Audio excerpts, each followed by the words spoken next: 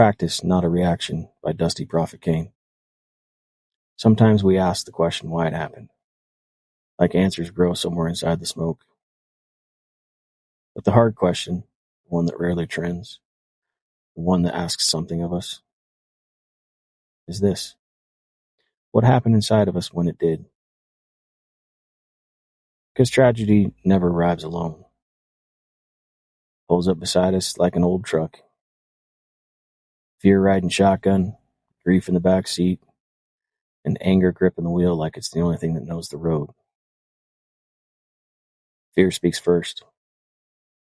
It always does. Fear is ancient, older than language, older than law. It kept us alive when the world had teeth. Fear says, protect, run, strike, now. And fear is not evil.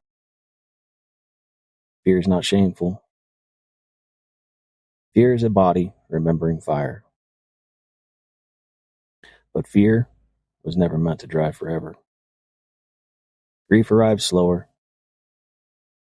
Grief waits until the sirens fade. Grief doesn't shout. It opens the chest and climbs inside barehanded. Grief asks us to look at what we lost without armor. Life interrupted. Future folded shut. A family learning a new shape around an absence. This is where we turn away. This is where we argue. This is where we politicize pain so we do not have to feel it. When grief is skipped, fear takes the wheel again. And fear left unchecked becomes instinct without wisdom. Every tragedy like this is more than an event. It's a mirror. On one side, someone terrified of losing control.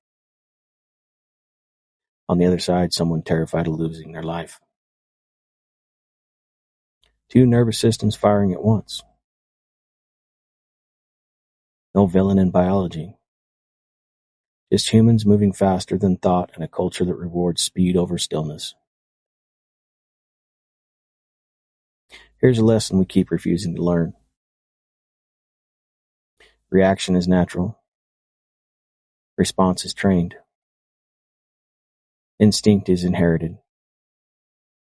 Wisdom is practiced. The future will not change because we shout louder. It will change when we teach ourselves and our children and the children after them how to pause inside the heat. This is not forgiveness as weakness. This is forgiveness as skill. This is saying, I will not let fear write my values. I will not let grief harden into hatred. I will not become the thing I am afraid of.